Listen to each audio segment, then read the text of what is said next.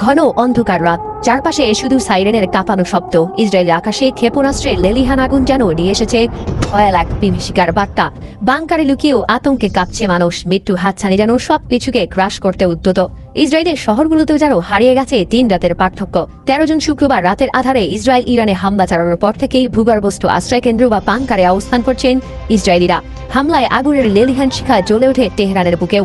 ঘরে ঘরে শোক, রাস্তায় রক্তের ছোপ। আর এরই জবাব দিতে ইরান শুরু করে ভয়ঙ্কর প্রতিশোধ। প্রতিটি হামলায় যেন ঝরে পড়ে ইসরায়েলের বুকের নিঃশ্বাস। এমন পাল্টাপাল্টি হামলায় কার্যত থমকে গেছে বর্বর ইসরায়েলের স্বাভাবিক জনজীবন।